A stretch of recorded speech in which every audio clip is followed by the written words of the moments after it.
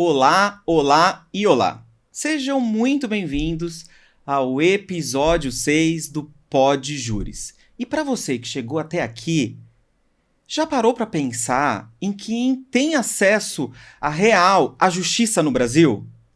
E outra, como é possível falar em igualdade diante de um sistema jurídico em que, historicamente, silencia vozes negras, femininas e periféricas?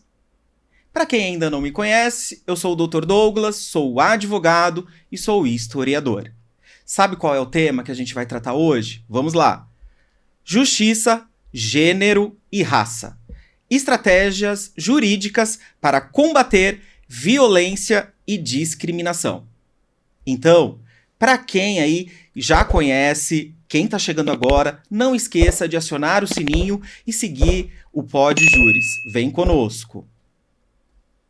Agora, recebendo esta ilustre convidada, que eu sou fã, doutora Thaís Cremasco, seja muito bem-vinda. Ai, querido, obrigada, muito feliz de estar aqui, muito obrigada pelo convite, fiquem no Pod Júris que vem coisa boa por aí. Doutora Thaís, primeiro eu preciso tecer os elogios, nós já estávamos tricotando aqui, e quero dizer que sou advogado trabalhista também, doutora, e nós dividimos uma paixão, é a justiça social. Ai, com certeza, a advocacia trabalhista é maravilhosa, estão tentando nos destruir, mas a gente está resistindo. Quem sente essa paixão entende o que a gente está falando agora, né, doutora? Com certeza. Primeiro porque é uma justiça especializada. Uhum. E segundo, porque a grande maioria das pessoas que acessam essa justiça são hipossuficientes. Sim. E pensar no trabalho é pensar em um dos pilares da própria existência humana, né? Trabalhar é a transformação que você entrega para o mundo. Então, quando você lida com a justiça do trabalho, você lida com um dos pilares da dignidade da pessoa humana. Então, eu sou apaixonada pelo direito do trabalho. Depois da reforma trabalhista, é verdade que vem destruindo, né, muitos direitos, mas é uma área do direito que eu sou apaixonada. E é que eu costumo dizer, doutora, ela desagrada também, além da justiça social, é porque ela mexe no bolso de alguém. Sim, é verdade, dos poderosos, muitas vezes, né? Eu acho que na verdade, o que me assusta muito no Brasil é que muitas pessoas que não têm dinheiro, que não têm poder, eles levam o discurso dos poderosos e dos empresários como se correto fosse. Isso é muito maluco, né? Pensar muitas vezes que o trabalhador, o Uber tá defendendo o neoliberalismo, tá defendendo o capitalismo ao extremo. Então, no Brasil, a gente precisa pensar um pouquinho antes de tudo. Vocês já perceberam aí o gabarito dessa entrevistada. Quem é doutora Thaís Cremasco? Bom, quem sou eu? Eu sou uma mulher feminista, antirracista. Acho que o antirracista vem antes do feminismo, inclusive, porque acho que foi a primeira forma que eu me senti enquanto pessoa, é questionar desde muito cedo o porquê as pessoas pretas brasileiras não ocupam espaços de poder. Então eu sou uma mulher antirracista, sou uma mulher feminista, sou uma mulher que luta por justiça social, sou mãe, vegetariana, casada. O que mais que eu posso falar sobre mim? Amo viajar, viajo muito. Acho que eu sou isso. É isso, doutora. E a senhora falou de uma palavrinha aí, racismo, né? E eu fiz questão de trazê-la, sim, a esse episódio sexto, que é todo dela, ela sendo uma mulher branca, doutora Thaís. E acompanho já há muito tempo, inclusive quando eu comecei a advogar na área trabalhista, eu já encontrava com ela aí pelos fóruns e sempre muito posicionada e única. Porque a gente precisa ser o diferencial, né, doutora? É igual, tá cheio, né? Eu costumo dizer que ser diferente é legal. E a questão do racismo, eu trouxe, doutora, a senhora, para dizer, não só pelo episódio que aconteceu com a sua família, mas porque uma pessoa branca também pode falar sobre esse assunto. Uma pessoa branca pode e deve ser antirracista, não, doutora? Sim, eu acho interessante, Douglas, porque as pessoas sempre falam assim, essa questão de racismo não existe pra mim é todo mundo igual, né? O brasileiro gosta muito dessa hipocrisia de acreditar que não é racista. Então, você não encontra pessoas brancas racistas, mas você encontra todas as pessoas pretas já sofreram um racismo no nosso país. Então, a conta não fecha, né, gente? Essa é a verdade. Então, diferente dessa lógica de, eu nunca percebi, pra mim é todo mundo igual, eu sempre percebi.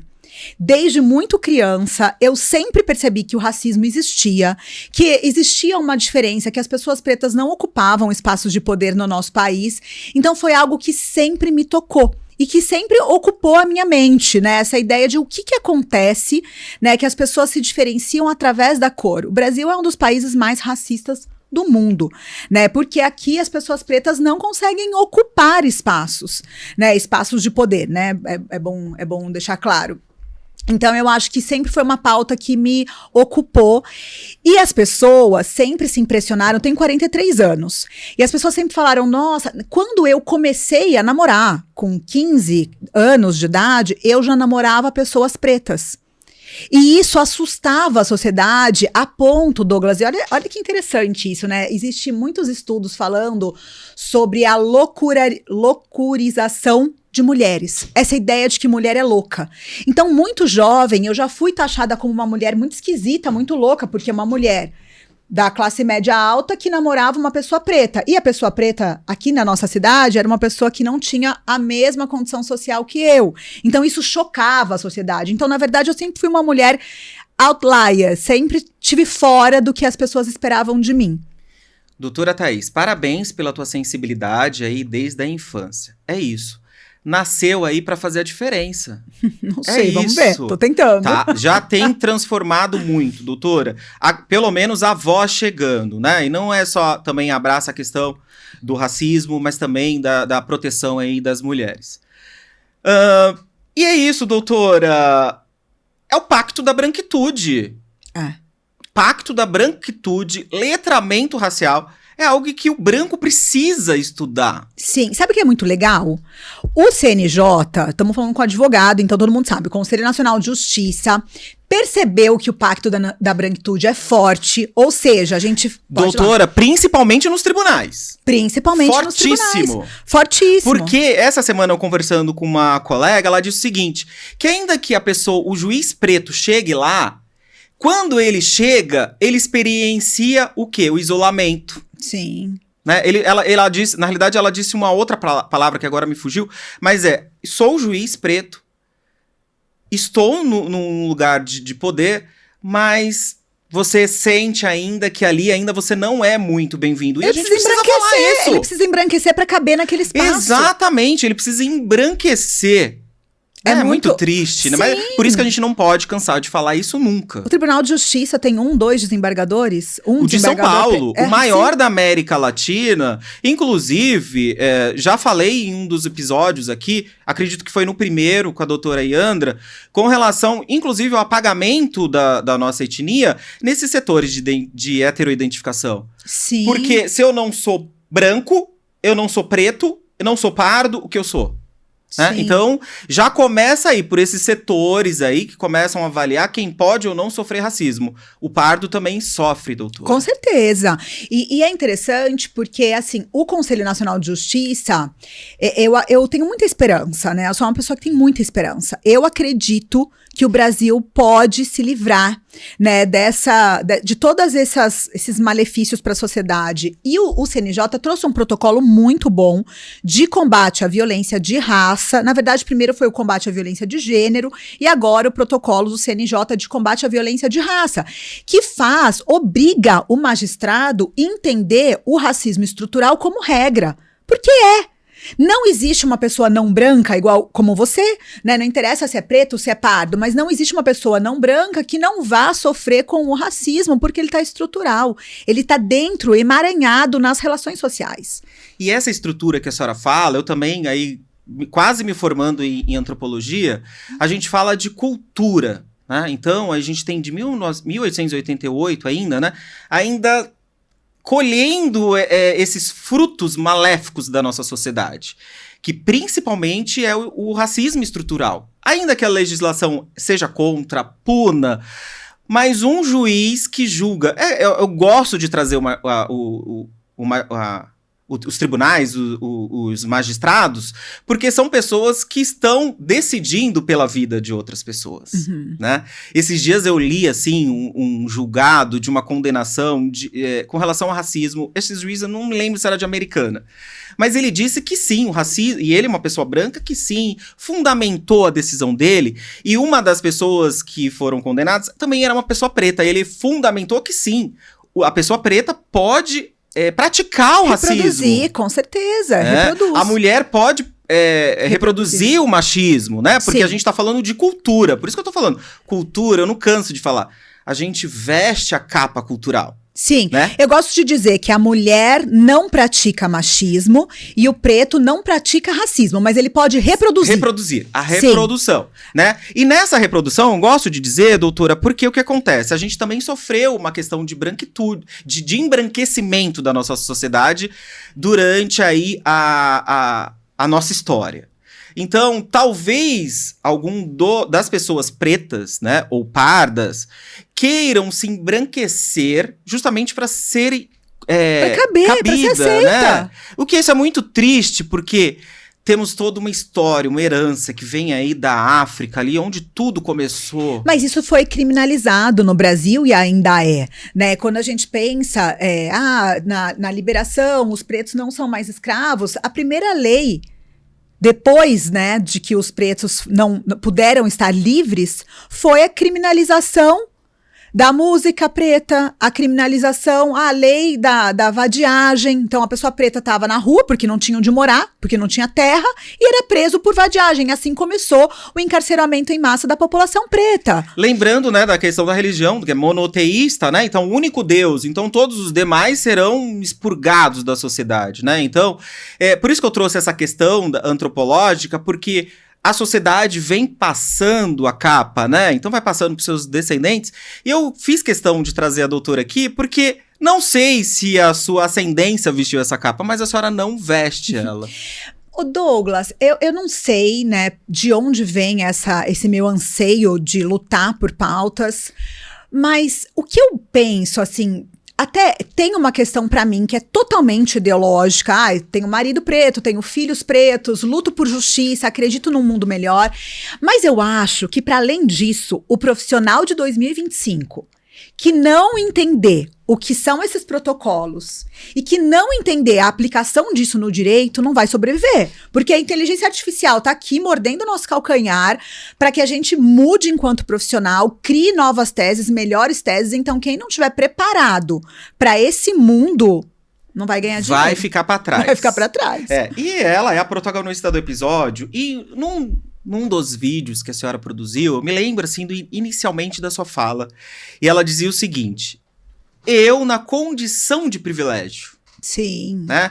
Porque quando você diz sobre a condição de privilégio, é porque, pelo menos etnicamente falando, a senhora não é apontada. Não. Então, se você não precisa lutar para sobreviver ou viver, você tá na condição de privilégio num país extremamente machista, misógino, homofóbico. Sim. E por aí vai, né, doutora? Sim. Então, assim, a senhora com essa consciência do seu privilégio, a senhora disse que nasceu numa classe alta. Eu sempre gosto de pensar de que nós não devemos reproduzir revitimizações. Concordo. Então, o que eu acredito, né? Você vai esperar da pessoa que sofre homofobia ter que lutar pela causa? Você vai esperar da mulher ter que lutar? Claro que eles vão ter que lutar. A pessoa preta vai passar o resto da vida lutando contra o racismo para existir. O país é o país que mais mata pessoas gays, população LGBTQIA+. Os trans, então, é o primeiro do mundo, né? Exato. Então, a gente vai ter que depender dessas pessoas que já são historicamente violentadas para lutar sobre sobrevivência. Então, eu, que preciso sair do meu lugar de privilégio para dizer, vem cá, eu vou lutar por vocês, porque vocês já estão cansados e você tem todo o direito de estar cansado enquanto pessoa que sofre violência. Exato, doutora. E quem sofre, quem sente dores, às vezes precisa se curar para lutar. Sim. Né? Então, por isso que eu trouxe aí essa questão.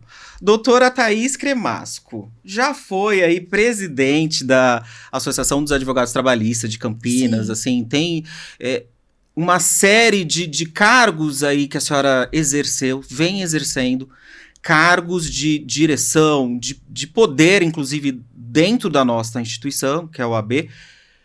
Como é que me conta? Se formou em Direito, e hoje é conselheira estadual da OAB. Me conta essa história aí, né? Essa caminhada, doutora. Bom, primeiro que eu sou uma cumpridora de tarefas. O que você me mandar fazer... você tem... Já fui na fundação... Já estive no conselho da Fundação Casa, da Casa da Casa Sem Preconceito para Mulheres Trans. Então, assim, o que você me chamar para fazer... Fica aí o convite, gente, tô dentro. O que você me chamar para fazer em relação à justiça social, eu vou cumprir essa tarefa.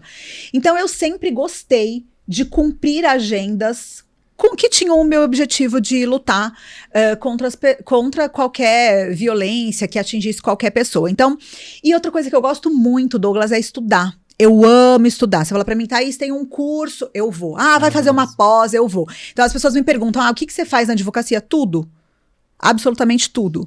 Eu não sou uma advogada trabalhista. Hoje eu não me considero mais. Né? Você fez pós em previdência, em trabalho, direito de família. Ok, tudo que eu tiver, eu escolho causas.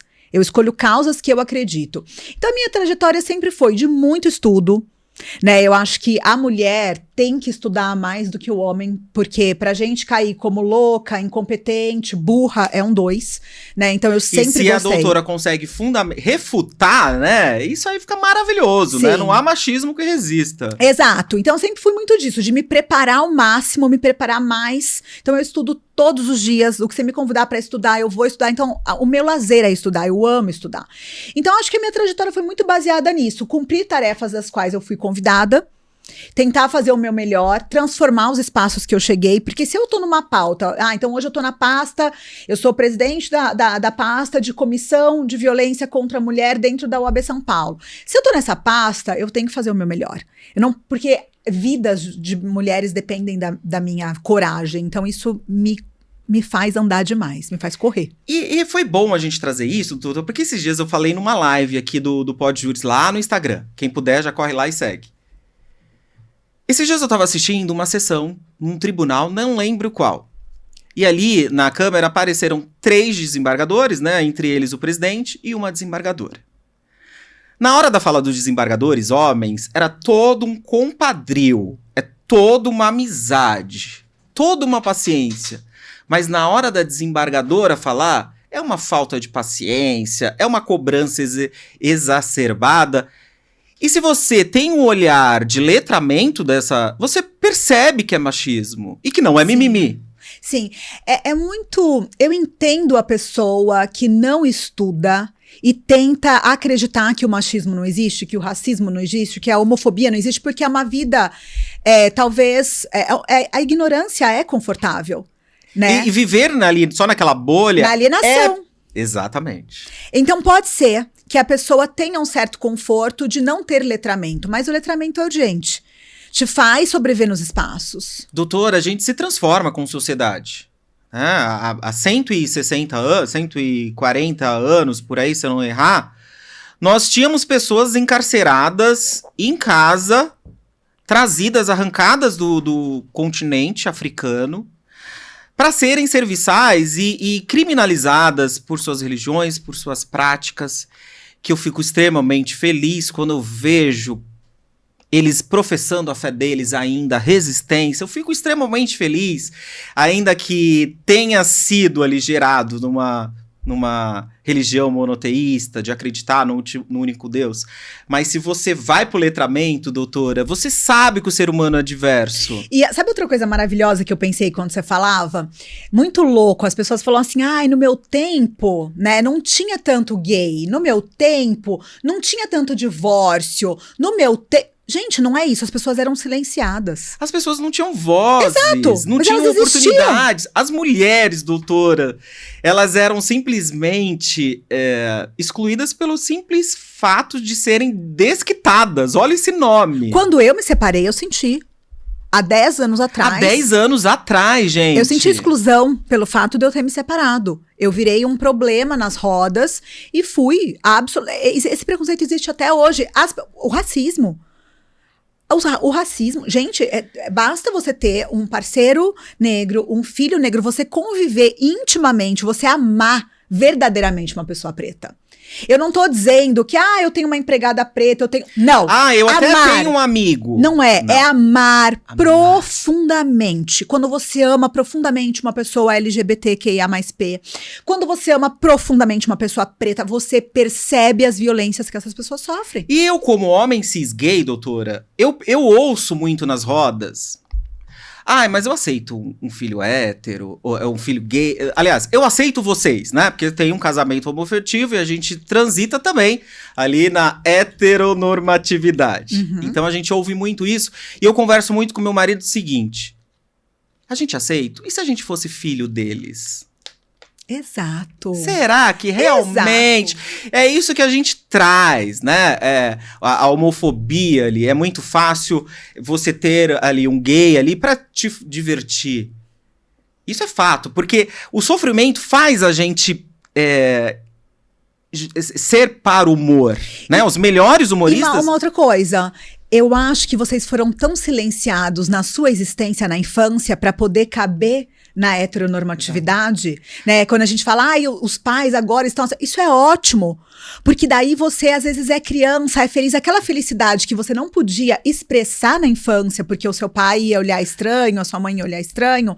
Às vezes adulto você tem um espaço para poder. Na adolescência, né, os namoricos não são os mesmos namoricos, ou você exclui os seus namoricos porque você não se vê ali naquela condição. E a gente vai falando de homofobia, racismo, machismo. Doutora, a senhora, como eu, é apaixonada pelo mundo, eu também adoro viajar o mundo inteiro. Eu amo. Mas a senhora, diferentemente, já viveu em alguns países. Me conta essa história. Eu tive uma vida... Eu tenho até hoje uma vida que me proporciona muitas viagens. O meu atual marido, ele saiu na Forbes como o homem preto que influenciou a saúde no Brasil. Ele inventou uma tecnologia que traz ressonância magnética para os lugares mais distantes do mundo. Então, por causa do trabalho dele, hoje eu viajo muito. O meu primeiro marido, pai dos meus filhos, ele é africano, do Congo, e por conta do trabalho dele também, que era com tecnologia, eu viajei muito. E então a vida foi me trazendo sempre oportunidades de estar no mundo. Os meus filhos são franceses, né, por conta do pai, que é Congo francês. Então a minha vida, é um presente que eu ganhei da vida, essa questão de viajar. Então já estive em inúmeros países da África, incontáveis cidades nos Estados Unidos, eu conheço praticamente a Europa inteira, então eu tenho o privilégio de viajar o mundo inteiro, e pra mim isso é maravilhoso, Douglas, porque te amplia. É isso, doutora, não tem como. O que eu costumo dizer, né? Primeiro, que a gente tem ali a questão do impacto com relação à língua. Você não tem a língua. Então, o que eu conseguia ali me moldar, né? Quando eu chego numa cultura diferente. Claro que agora eu tenho uma visão técnica, porque estudo e tudo mais. A valorização das diversas culturas que tem. Sou apaixonada por cultura. Eu sou apaixonado, assim. Então, você chega num lugar desse, primeira coisa que eu faço, eu me silencio porque eu não falo a língua. E começo a observar. Porque nós, brasileiros, nós temos essa questão do latino, né? Do latim, chegou, não preciso avisar que eu tô chegando. Uhum. Mas as outras culturas não funcionam dessa forma. Então, primeiro que eu penso, eu vou me desabrasilizar para que eu consiga estudar e me comportar conforme essa cultura. Maravilhoso! Né? Porque o que a gente tem de recorrente... mas tinha que ser brasileiro. Mas... É fácil, não tem segredo, né, doutor? E a senhora viveu aí em 2 lugares, me corrija se estiver errado, Marrocos e Dubai? Pelo menos. Ai, eu fico em Pelo vários. menos tem mais lugares Tem mais ainda. lugares. Mas que eu fiquei mais tempo, doutora. sim. Dubai, Marrocos. Dubai, coloca ali os Estados Unidos da América no bolso. Que é Sim, aquilo? tecnologia, com certeza absoluta. Eu achei muito interessante o que você falou, que a gente precisa ter esse olhar de se adaptar à cultura do outro. Né? A gente vê muito casos de xenofobia. A gente não precisa ir longe, doutora, a gente vê dentro do país. Sim. Né? Sim, a xenofobia é um problema, né? Porque, assim, não aceitar a cultura do outro é um problema. Mas, quando você tá numa cultura diferente da sua, você tem que fazer isso que você falou. Dar uma pisada no freio, entender aquele ambiente pra você se encaixar naquele ambiente do outro, pra que você não seja desrespeitoso. Imagina uma mulher como eu, feminista, ferrenha, em Dubai. Tendo que cobrir o cabelo, tendo que usar roupas, e é isso que você tem que fazer, porque você tá num outro país, você tem que respeitar a cultura do outro. Então eu acho que tem essa coisa muito importante, e eu queria falar uma coisa sobre o que você tá falando, que eu gosto muito de pensar, que é sobre a língua. É muito louco a gente pensar que em alguns países, em outras línguas, não existem certas palavras para expressar certos sentimentos. E a gente vê que tudo é comunicação. Então eu gosto muito de fazer essa reflexão dos espaços que eu ocupo, de dizer, olha, como essas pessoas se comunicam? O que essa cultura fala sobre as mulheres, né? Eu acho incrível. Eu amo cultura e eu acho que a gente aprende muito. É incrível, né, doutora? Então a senhora viveu ali no norte da África, Sim. também, em Dubai. E como é que é a relação das mulheres, né, os homens, né? Porque a gente aqui, né, vou colocar por alguém que só tenha o senso comum, né, o que vê na TV e tal. Como é que é a questão lá? As mulheres são tratadas? O que a senhora poderia trazer com a visão de quem já residiu lá, né? De Sim. quem morou lá. Bom, é importante lembrar que o Marrocos, que foi o lugar que eu morei mais tempo, eu estive há 15 anos atrás. Então, a perspectiva que eu vou dar, eu tenho certeza que ainda é muito parecida porque o país continua sendo muçulmano e tem essa questão da mulher, né? Eu não acho que as mulheres são silenciadas. Eu acho que elas são educadas a aceitar aquele padrão. Aculturamento. Com né? certeza. Então, assim como a gente pega os hindus lá na Índia, né? Então a questão do sistema de castas, ainda que tem muitos ainda lutando pro final. Mas eu conversando, quando estive na Índia, que a consciência de cada um é de que eu estou nessa casta e eu vou ficar nela até o final para que na próxima reencarnação eu modifique ou melhore. Nossa, é incrível. É incrível o que você tá falando, porque o ONU Mulheres, eu participo das reuniões do ONU Mulheres, e o ONU Mulheres discute muito a questão da mutilação da genitália feminina, que existem em vários países da África. E você vai chegar naquela adolescente e vai dizer, olha, isso é uma violência, ninguém pode cortar. Mas ela quer, ela acredita que aquilo vai ser melhor para ela. E daí, você vai pensar numa ideia eurocêntrica de determinar que aquilo é uma violência, que não pode, ou você vai respeitar a subjetividade daquela mulher e entender que ela tem o direito de aceitar. Para ela tá sendo livre. Ela quer aquela mutilação porque ela entende que é melhor para ela. Então é complexo esse assunto, envolve várias áreas do direito e a gente precisa entender que a liberdade, muitas vezes, ela tá condicionada à existencialidade daquela pessoa, ela se acha livre. E hoje no Brasil a gente fala muito sobre o racismo, homofobia, machismo, misoginia, xenofobia, porque a gente, ainda que aos trancos e barrancos, a nossa sociedade vem evoluindo, né? Aqueles, como a doutora falou, que eram silenciados, hoje, ainda que não fala, mas tem alguém falando por eles. Sim, eu acho muito importante dentro da sua fala nós lembrarmos que a nossa Constituição Federal, ela coloca os direitos fundamentais como progressivos. Ou seja, quando a gente conquista um direito fundamental, a gente não vai poder retroagir aquele direito fundamental. Então, eu tinha saudade da ditadura. Então, aqui no Brasil não vai dar, porque a gente não pode retroagir enquanto direitos humanos, né? Os direitos humanos só progridem no nosso país por conta de cláusulas pétreas da nossa Constituição Federal. Então, é muito interessante isso que você está dizendo. Por quê? Porque nós, enquanto sociedade, já evoluímos e a ideia é evoluir cada vez mais. Ainda mais. Doutora Thaís Cremasco, maravilhosa, sou fã. Já transitou no direito do trabalho, se destacou. Previdenciário também, vem de um escritório grande. Estudei com sua irmã, já te falei antes, incrível. Mas aí, doutora, ao longo da sua caminhada, a questão da violência doméstica, a racial, chegou para a doutora? Claro que a sua sensibilidade já vem aflorada desde a sua infância, principalmente com relação ao racial.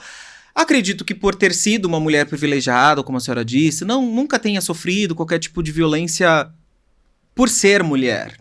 Já. Já, doutora? Eu fui estuprada na minha infância. Ai. Então, assim, Douglas, não tem... A gente joga, doutora. Eu também sofri abusos aí praticamente na minha infância toda. E é importante a gente falar, porque hoje a gente em destaque... Talvez muita gente ainda não tenha voz pra falar, não tenha força. Pro homem é mais difícil, né, Douglas? Então é o que eu falei. Acabei de identificar uma das cicatrizes dela. A gente se identifica com cicatrizes, doutora. Sim. Já pensou nisso? Sim, e pro homem é tão difícil falar sobre abuso, né? Difícil, doutora. Sobre estupro, de vulnerável. E a gente veio de uma cultura onde a violência contra as crianças era muito mais normalizado. Né, aquela coisa do beijo lascivo forçado, doutora, dos familiares. A legislação é muito recente com relação às crianças e adolescentes. E culturalmente não mudou, Douglas. Não mudou. Nós temos a lei. Mas, doutora, ano passado eu estava em uma escola do estado como professor de história, que também sou.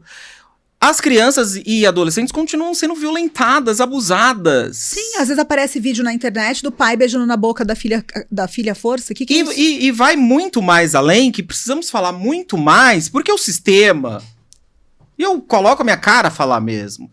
Que eu comecei como professor cobrar do sistema, enquanto direção. E eles simplesmente silenciam, abafam. Como é que você vai participar de um processo educacional dessa forma? Coloco a minha cara e falo mesmo. Isso é muito interessante, porque a questão da pedofilia no Brasil, ela mora junto com essas outras violências que a gente está dizendo, porque todo mundo fica horrorizado, né? Quando eu falo, nossa, eu sofri. E não foi uma violência sexual, né? Eu posso contar algumas. E daí a gente pensa, quais crianças não foram? No maior ou no menor grau? Quantos adultos? É por isso que a gente tem uma sociedade adoecida também, né? Porque a pessoa não reconhece, Douglas. A pessoa não reconhece. Não precisa se curar. O segredo, doutora, é a cura. A gente precisa correr. Mas você não acha que a cura passa do primeiro reconhecer? Reconhecer. Porque em uma dessas viagens, eu acabei experienciando um transe. E eu consegui chegar... Olha, gente, olha esse papo que legal onde tá trazendo a gente. Eu consegui chegar nesse transe no primeiro ato de abuso. E que eu disse não. Uau. Isso pra mim foi assim, ó, tá me emocionando. Foi libertador, porque a criança não entende o que é certo, o que é errado. Não, e ela sente prazer às vezes no abuso. Carrega todas essas chagas, porque é uma doença íntima. Uhum. Só quem sabe, né? Então, e por outros, rejeições, a gente vai passando e a gente se torna essa fortaleza, ainda que às vezes a gente saia um pouquinho do prumo, né, doutora? Sim. Talvez por isso também acenda essa vontade. Como a senhora disse, transitou e hoje enfrenta. Hoje o meu objetivo, além do direito do trabalho, que eu sou apaixonado, justiça social, é a comunicação e oratória. Eu preciso chegar em mais pessoas. E eu preciso trazer personalidades como ela aqui pra falar. Olha onde nós chegamos, doutora, não estava no script. Então, quando você estanca esse sangramento, ficarão as cicatrizes e a gente passa a identificar. Eu não consegui ficar mais dentro de uma sala de aula porque eu conseguia sentir o sangramento dessas crianças e adolescentes. Não consegui ficar. É que eu acredito, o que me traz assim a força é justamente me enxergar num lugar de muito privilégio enquanto uma mulher branca, classe média alta no nosso país. E daí eu fico pensando assim, Douglas, se eu não fizer, quem vai fazer? A gente precisa falar, doutora. Porque eu demorei também. Eu só identifiquei meus abusos sexuais depois de adulta, já tinha filho. Porque a gente coloca isso num lugar do inconsciente pra não ter que olhar pra esse lugar. Que é um lugar de muita dor. Mas ele tá lá guardadinho. Isso. Só que ele influencia a nossa personalidade, ele influencia na nossa convivência. Você percebe que a pessoa ali tem algo que você tá fazendo a transição na sociedade, mas você percebe ali que aquele abuso daquela pessoa, ele pode ou te dar gatilhos para você ter uma vida sexual ativa, muito ativa, com trocas de parceiros, ou uma vida sexual sem qualquer tipo de contato. A sexualidade é isso, né? E o abuso traz muito disso, né, doutora? Sim, sim, com certeza. E eu fico pensando que o reconhecimento dos abusos que você sofre desde a infância, entender qual foi o seu primeiro não, entender o impacto que isso tem na sua sexualidade. Eu quero falar uma coisa super interessante sobre sexualidade e feminismo, mas nesse pensamento eu queria trazer a seguinte ideia.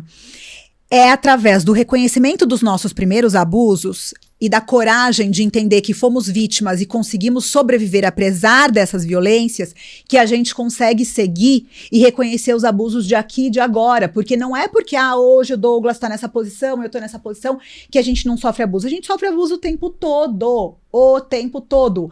Pessoas da nossa família que reproduzem violência sobre os nossos corpos, através da visão que eles têm sobre nós mesmas, como a gente se apresenta no mundo. Então, não é porque você chega num espaço de poder que você para de sofrer abuso. Então, reconhecer é o primeiro passo para que a gente comece a entender quais outros abusos a gente vai brigar no aqui e no agora.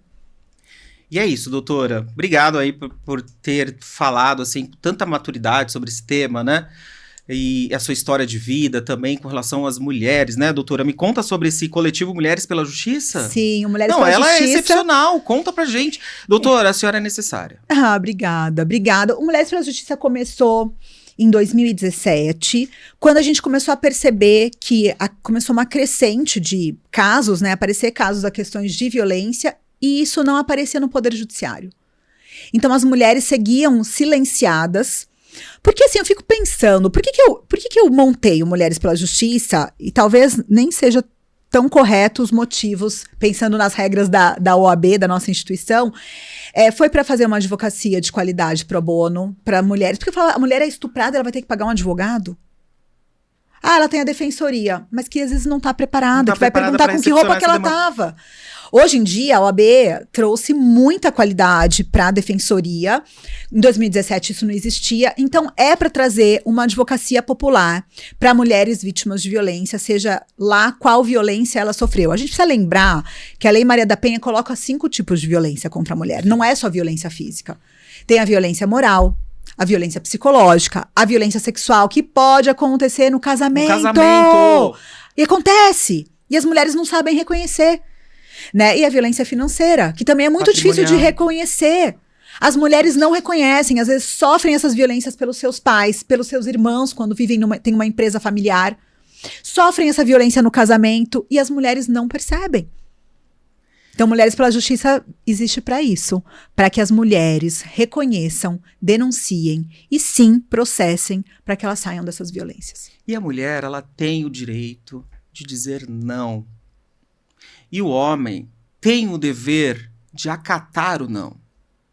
Ai, tão difícil isso, né? Doutora, é difícil entender pro homem isso. Não tô falando como homem cis gay, não. O homem cis hétero.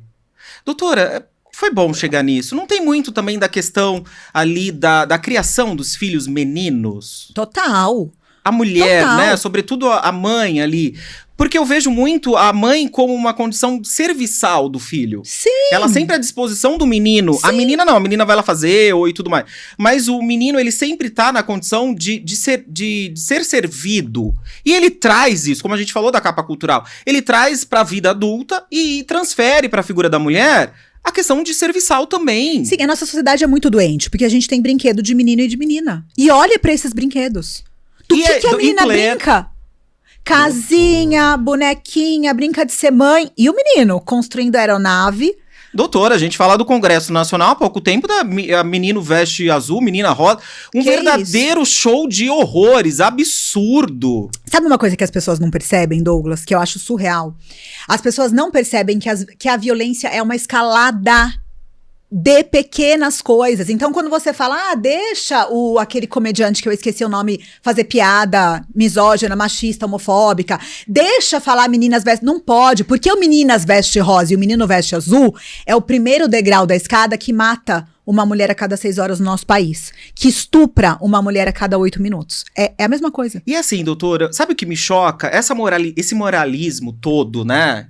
ou numa fala da questão da cor de uma peça de roupa pro feminino ou pro masculino, não choca quando uma mulher é morta. Exato. Não choca. Não choca. Porque, na verdade, existe a ideia mesmo de que eu não quero politizar, Sim. tá? Mas não tem como dizer que não é uma questão mais voltada para as pautas da extrema-direita, de entender que as coisas estão fora do lugar. Que existe um jeito certo de se viver, um jeito correto, um jeito aceitável, um jeito que Deus permite se viver. E isso não é verdade. Porque se a sua existência não aceita que outras existências sejam possíveis, mas eu não aceito o casamento gay. Você é o noivo? Não aceite quando alguém te chamar pra casar. Pronto. Tá fácil, não tem... Então, assim, mas isso só a ampliação cultural que te faz enxergar. Só que essa ampliação cultural, doutora, faz a gente, como sociedade brasileira, né? A gente que conheceu várias sociedades aí, várias culturas, a gente dificulta mais pra evoluir. O ser humano foi criado para evolução. Sim. A gente não precisa falar mais sobre isso. Respeite a mulher com igualdade, não só porque está na lei. Não só porque ela você tem mãe. Gente, e essa história? Ai, mas eu tenho uma irmã. Eu tenho mãe, eu tenho filha. Ué, mas peraí. Todo mundo nasceu de uma mulher.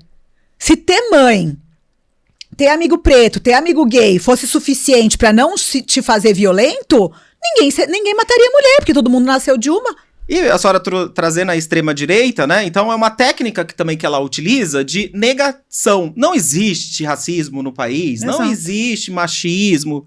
Parem com isso, né? Quem vive, doutora, quem tá com as cicatrizes sabe que existe, Com certeza. Né? E os números mostram isso. Por isso que quando as pessoas falam assim, não adianta, aqui no Brasil a lei não funciona, o poder judiciário é lento, a gente pode ter uma série de críticas em relação à lentidão do poder judiciário. Mas eu ainda acho que todas as violências devem ser reportadas. Porque se a gente não reporta, essa realidade não vai aparecer em nenhum número e a gente vai continuar reproduzindo violência. A gente precisa começar lá na infância, com os filhos, sobretudo os meninos. As meninas também precisam saber que elas devem fazer o não, dizer o não, e esse não precisa ser obedecido. Precisa, e as mulheres, como a senhora disse, né? Eu preciso estudar mais do que o homem. Né? Colocar essa questão também para as meninas, porque, querendo ou não, chegando a essa evolução, não, da gente sentir ali no dia a dia a igualdade, independente de lei, ainda a gente tem muito trabalho para fazer, Sim. Né? Posso te falar uma coisa que eu tava pensando enquanto você falava, que eu acho muito interessante? Adivinha o motivo número 1 de feminicídios no nosso país? Por que as mulheres hoje morrem assassinadas por homens? Motivo número 1. Porque elas não querem continuar com um relacionamento? Olha que bizarro. É o não, da infância. Que a gente não pode fazer até hoje, porque se a gente fizer, a gente morre. Olha que complexo. É muito triste, né? E porque nós somos um país, doutor, quando a gente fala, a gente tem que falar nós. Somos um dos países que mais mata mulher também no terceiro mundo. ou quarto. Terceiro ou quarto. Isso é uma vergonha. Entre quase mais de 200 países ali, a gente... Quer dizer, então... Porque a mulher disse não. E a gente odeia a mulher, é isso? Odeia. É uma sociedade que odeia a mulher. Lógico, sem dúvida nenhuma. E a misoginia, ela ganha muita força na internet, né? A internet lucra com a misoginia. Quando que a gente terá, doutora, uma internet com lei? Ai, eu quero muito. A gente precisa. Sabe por quê? Eu amo inteligência artificial, eu amo tecnologia e eu tenho muita convicção de que a tecnologia tem a capacidade, inclusive, de gerir. Então, às vezes, você fala assim, como que a internet vai saber se aquilo é discurso do ódio? Meu amor, ela é mais inteligente do que muita gente. Ela não é neutra. Não tô dizendo que a inteligência artificial ou a internet é neutra. Mas hoje nós temos tecnologia suficiente para, sim, identificar o que é discurso do ódio dentro da internet. E as plataformas querendo se eximir de toda a responsabilidade. Mas o STF deu um pau, né, na quinta-feira passada. Já decisão recente e que tem... Porque o que acontece, doutora? A gente tem um congresso aí que eles estão querendo passar de 513 deputados para 500 e sabe lá o quê. Vai gerar aí mais milhões de reais por ano pro erário e o bolso do contribuinte. Não criam leis. Não fazem nada. Aí chega o judiciário, que não precisa de voto, precisa legislar, porque a Constituição diz Sim! Se tem omissão, Sim! ela não, ele não é, na realidade, eu não sei se eu falei uma palavra certa de legislar, mas ele precisa Se julgar manifestar. uma omissão. Sim, ele foi provocado. Quer dizer, nós temos um Congresso Nacional aí, Omisso. que, ao meu ver, lutam por interesses pessoais. Sim. Porque se você vem com uma pauta coletiva, porque afinal, doutora, o social é a nossa luta, né? Sim, mas Douglas, pensa aqui comigo, vê se você concorda, pense nisso esses dias. Se tiver que ter uma mudança, pensando legislativo, executivo, judiciário, se for para alguém mudar esse país, é mais fácil que o judiciário seja o protagonista. Por quê? Porque ele não tem mandato. Não tem voto. Não, ele vai ficar lá até o fim da vida. Então, o poder judiciário é a nossa grande esperança de mudanças e de meter a colher em pautas importantes. Então, a omissão do Congresso, sobretudo da extrema-direita, né, passa então a atacar a nossa Corte Suprema, que é o STF. Dó, né? Fica né? na papuda, não sabe por quê depois, né? Que simplesmente está fazendo papel, porque há omissão. Porque se tivesse lei, o único papel dele era dizer se era constitucional ou inconstitucional. Mas nos casos que há omissão, por exemplo, a questão do casamento gay, continua ainda aí com o projeto do Código Civil lá e tal, provavelmente eles vão lutar pra continuar o homem e mulher. Sim, ô Douglas, às vezes eu escuto advogado falando isso. Doutora, cadê o compromisso? Que o STF tá se metendo na... Eu falo, gente, você não... Mas peraí. Doutora, cadê o compromisso quando a gente vai pegar a nossa carteira de lutar pela democracia? Por isso que estudar é importante, né? Não adianta só ter um diploma, né, doutora? Não. A gente precisa raciocinar. E pra gente raciocinar, a gente precisa sair da nossa bolha também, né? Sim. Precisa reconhecer e conhecer outras histórias. E, sobretudo, ter a empatia. Olhar para outras existências, né? Eu acho que isso faz a gente crescer demais. Quando eu dei uma palestra em Coimbra sobre ESG, e eu acho muito interessante essa ideia de que a sociedade cresce dentro das diferenças. A gente só cresce na diferença. Porque pode existir um movimento de você se sentir mais confortável com os seus iguais.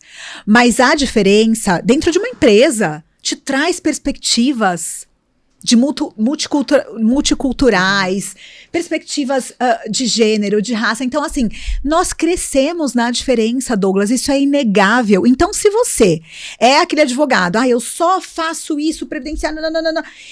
Abre a sua mente para você olhar para o mundo, porque você vai aprender demais. É a expansão. A né? expansão A gente tem sim. essa capacidade. Muitos me parece que não têm capacidade cognitiva, mas tudo bem, vamos treinar que a gente chega lá. Sim, é um treino. É isso. E essa diferença da voz e tal que a senhora falou agora, estive na Parada Gay de São Paulo Que legal. pela primeira vez na vida lá, depois de 27.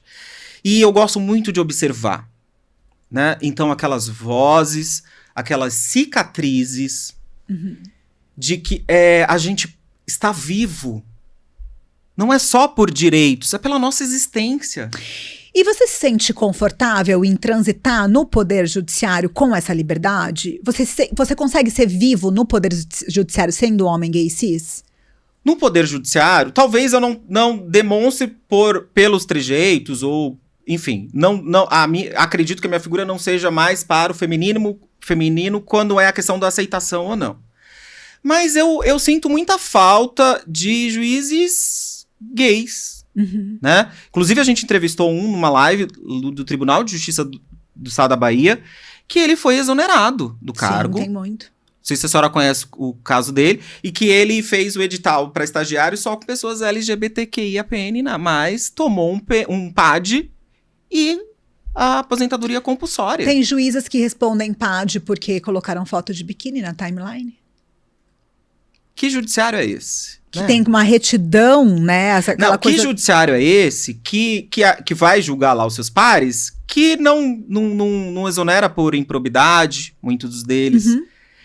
Mas é o que eu costumo dizer, doutora, se o nosso país é misógino, homofóbico, isso vai estar lá, racista, né? Tá em todas Cabe as esferas a nós, da advocacia. poder. E a gente vai bater, a gente vai falar. Tá aí a advocacia popular, né? Doutor Iotti. Sim. Maravilhoso, Sim. né? Através dele, através da ADIM, não me lembro se foi uma ADIM, mas ele conseguiu aí que o STF dissesse, sim, o casamento entre pessoas do mesmo sexo é válido. E determinou o CNJ, e é o número cada vez mais crescente de pessoas LGBTQIA+, aí casando, né, podendo exercer esse direito. E como a doutora falou, se você não é gay, você não aceite o pedido de casamento. E é isso, vamos continuar na luta, doutora, porque não pode parar, né? Não dá pra parar. Eu sempre penso nisso. Eu acho que enquanto a gente viver numa sociedade que tenha tanta desigualdade, que tenha tanta violência, que silencie tantas vozes, né? Porque, assim, silenciar a voz... E eu gosto muito de pensar como essas vozes foram silenciadas ao longo da história. Não só de mulheres, mas o protagonismo de pessoas gays, o protagonismo de pessoas negras. Esses protagonismos foram silenciados. E isso é muito importante, porque a representatividade ou a falta de representatividade faz com que a pessoa não tenha coragem de expressar a sua própria existência. Perfeito, doutora. E eu preciso trazer agora, me veio à mente, o caso do Elesbão, Campinas, aqui, no século XIX, um escravo que foi decapitado, enfim, separado dos seus membros e espalhado pela cidade. Que o poder judiciário na época, a gente precisa falar, né? Porque alguém julgou, né? Não utilizou-se lá, não observou a questão do contraditório e da ampla defesa. Como é que o povo negro tem recebido aí... doutora, não sei se a senhora domina sobre o assunto, pode falar. Porque o encarceramento negro é fato no país. Sim. 68% da população carcerária. A gente sabe... né? Quem sai da bolha sabe o porquê esse número ser tão grande, né? Sim. É a marginalização. Total. Então, se eu tenho o pacto da branquitude em todas as esferas do poder, o povo negro não entra. Fica a marginalização do sistema. Sim. A lei antidrogas só existe para prender preto e pobre no nosso país. É a lei que mais prende preto e pobre. Ela existe para essa finalidade. Esse estudo que o Alexandre de Moraes fez no STF, demonstrando, né, quem é a população carcerária no Brasil e entendendo quem está preso hoje, justamente a gente pensa que é um projeto para prender pessoas pretas e pobres. E eu tenho teses... não gosto de dizer que as minhas teses são muito avançadas, mas eu emplaquei várias teses. Por exemplo, racismo dentro do ambiente de trabalho, racismo recreativo no direito do trabalho. Tem um professor, vários professores, inclusive, que não gostam do termo racismo recreativo, porque diz que se é racismo, não tem recreação. Né? Eu esqueci o termo melhor que esse, espero que ninguém sinta ofendido, mas quando eu digo aquela brincadeira racista, né, aquela violência travestida de brincadeira, né, que isso tem passabilidade no nosso país, dentro racismo. Das empresas, você sabe que isso acontece, e quando chega no Poder Judiciário, existem inúmeras decisões que falam, não, mas isso foi uma brincadeira. Não, o reclamante aceitou. Era normal. Eu já perdi um processo assim. Doutora, isso é um absurdo. A pessoa não tinha nome na empresa. Ele era chamado de negão. Aí o magistrado me pergunta num depoimento pessoal se ele aceitava o apelido. Eu já perdi um processo assim. Doutora. Eu não me conformo. O Poder Judiciário, e eu faço sustentações orais, que não é pra agradar ninguém. Não. A gente tá lá pra defender, lutar pela democracia. Né? Mas você vai ser grossa com o desembargador, amanhã ele vai julgar seu processo, não tem problema nenhum. Vai julgar, mas eu vou ter que dizer, os senhores estão hoje aceitando, alterando a Constituição Federal pra dizer que racismo no ambiente de trabalho pode, se a vítima concordou. Mas ele sempre aceitou ser chamado de negão, então não tem problema. Ele não tinha nome. Você sabe quem também não tinha nome? Os escravos que chegavam no Brasil. Doutora, eram nomes aportuguesados, né? É só a gente olhar nas nossas famílias, na minha. Eram aportuguesados, eram arrancados aí de toda uma história, de toda a fé, né? E ainda a gente sobrevive. Sim. A gente sobrevive. Então, o Poder Judiciário, ele precisa ser provocado através de boas teses, de bons advogados que mudem o status quo. Que mudem a perspectiva. Porque, assim, tudo bem, tem processo que eu falo assim, eu perdi, mas eles vão pensar. Eles vão. Pode ser não ser hoje, daqui 10 anos, talvez, com mais letramento, eles né, consigam pensar. Mas nós precisamos provocar as estruturas para que elas parem de reproduzir violência. E fica aqui a dica para que essas escolas de magistratura, quando recebem esses aprovados, que façam cursos de letramento racial, né? Que passam a conhecer a realidade do povo brasileiro. Exato. Né? Porque é muito fácil chegar lá. Claro que hoje a gente tem uma realidade, né? A gente tem... não é uma realidade só dos privilegiados. Quando a gente fala privilegiados, alguém que foi treinado, direcionado para aquela determinada finalidade, que é ocupar ali um espaço de poder, sobretudo na magistratura. Né? Hoje a gente tem com a questão de cotas, que a gente pode falar em outro momento, mas que eles saiam das suas realidades de privilégio e passem a julgar conforme a realidade do seu povo. Que é justamente o exercício que a gente está falando de você conseguir ter empatia, conhecer o outro. Isso muda o mundo. E a importância da advocacia, doutora. Total. É bater na porta e falar, existe racismo, você quer criar jurisprudência? Se você criou, mas a tua jurisprudência é racista. Ele não tem que aceitar apelidos que remetem à etnia dele, subjulgando a existência dele, ainda que na relação de trabalho. Exato, exato. Imagina a dor de uma pessoa que trabalha 10 anos numa empresa sem ninguém saber quem é o nome dele. Doutor, o seu nome ganhou projeção nacional. Por quê? Seu filho sofreu racismo numa escola de elite na cidade de Valinhos. Uhum. A senhora pode falar sobre isso? Posso. Conta pra gente. Bom, obviamente não foi a primeira situação de racismo que os meus filhos sofreram. Eu acho que eu fui identificando desde o dia zero, antes mesmo deles nascerem, o que era o racismo.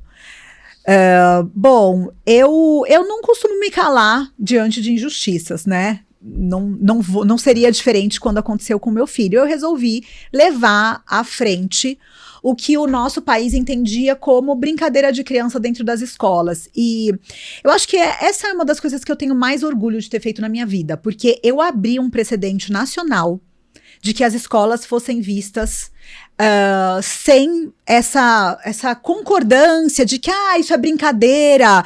Você sabe as marcas que as violências dentro dessa escola te trouxe, né? Então eu acho que foi trazer esse paradigma de que se era normal, então a partir de agora não vai ser mais. Não sei de onde eu tirei força, mas mudou aí um pouco a legislação, né? Tão forte que tá aí, além da questão dessa pauta, a questão das mulheres também, feito aí, fazendo, inclusive, o Coletivo Mulheres pela Justiça um trabalho excepcional. As mulheres são subjugadas por serem mulheres, ainda que eles tenham mulheres, ainda que eles tenham filhas, a gente sabe qual é a realidade da mulher no nosso país. A gente sabe disso, doutora, a gente não pode fugir disso. Sim. E isso impacta, né, na nossa vida também, como homem, como mulher, e o que a senhora diria aí para essa evolução? A gente precisa pra frente, chega! Eu não tenho problema com contraditório, então, assim, frequentemente sou chamada de louca, sou chamada de velha, a minha aparência sempre entra, não sei porquê, na conta. Eu tenho muitos haters, né? Mas então eu não tenho problema com contraditório, com as pessoas não concordarem com a minha forma de pensar, a minha forma de existir, mas eu tenho muita convicção de onde eu quero chegar e qual é o mundo que eu quero construir. Eu quero que o mundo seja um lugar melhor para todas as existências. Não a existência branca, a existência hétero. Então, eu caminho no sentido de acreditar que é possível nós estarmos em um mundo onde todas as existências são possíveis, desde que você respeite o espaço do outro. Então, eu acho que o caminho é esse, é caminhar para que todo mundo possa existir sem ter a sua integridade física, moral e psicológica violentada. Tá aí, doutora, o microfone pra gente, né? Claro que nós aqui somos um projeto pequeno ainda, estamos na primeira temporada, mas eu ver, assim, a doutora nas grandes emissoras, né? Nas bancadas ali, dividindo com vários homens, com pensamentos totalmente diferentes, diversos, né? Que às vezes não gosto de falar muito nesse sentido com relação à opinião, mas a formação dele ou deles leva a refutar o que nós estamos falando hoje, simplesmente por conta da questão da bolha, né? De viver o compadrio entre os amigos, né? Porque se você tá entre os amigos dos homens, né? se a mulher chegou, eu preciso modificar o meu comportamento. Uhum. Será que não é o medo de perder privilégio? É o medo de perder privilégios, Eu penso doutora. muito sobre isso. E por isso que eu fiz questão de trazê-la aqui, já pro finalzinho, porque ainda que privilegiada, sendo voz para tanta gente, né? Porque nem todos têm um microfone. Nem todos têm ali a marca, ainda que aparente, da cicatriz, como nós temos. Sim, sim. E que essa cicatriz a gente vai carregar aí para a eternidade, mas que quando nós chegarmos ali no último suspiro das nossas vidas, a gente olhar para trás e falar assim, a gente conseguiu transformar uma sociedade que a gente pegou. Né? Uma sociedade que lida ali, que lidou com relação ao racismo, que lidou que lidou com a violência da mulher, a violência contra abuso sexual contra crianças e adolescentes. Quando a gente fala crianças e adolescentes, não é só menina, tá? Meninos também. Muitos sofrem. E eu só tenho a agradecer, doutora. Obrigado mesmo. Essa energia que eu tô sentindo aqui hoje, é importante a gente falar. Claro que não é apenas mais um microfone. Tenho certeza que a sua fala, a sua aula hoje chegará aí para muitas pessoas. E aqueles que estão sofrendo por qualquer tipo de abuso ou questão do que nós falamos aqui, se encoraje e venha para esse lado também lutar, doutora. Porque assim a gente consegue chegar em muito mais pessoas. Eu que agradeço o espaço, muito feliz de estar com você. Realmente a nossa sinergia, a nossa energia aqui é muito gostosa. E eu luto, né, para tentar de alguma forma honrar todas as pessoas que foram silenciadas antes de mim. E que através do silenciamento delas, eu pude existir, né? Porque também são histórias de silenciamento. E eu luto para que, no futuro, outras pessoas tenham espaços para poder existir, para poder falar. E é isso, que nada nos defina, que nossas dores não nos defina, que o que pensam sobre a gente não nos defina, e que a gente possa seguir para um mundo mais livre. Muito obrigada. Obrigado, doutora. Obrigado. E agora aqui, voltando para nossa câmera, encerrando, agradecendo a audiência. Não esqueçam aí, ó, acionem o sininho e partiu o 7º episódio. Obrigado!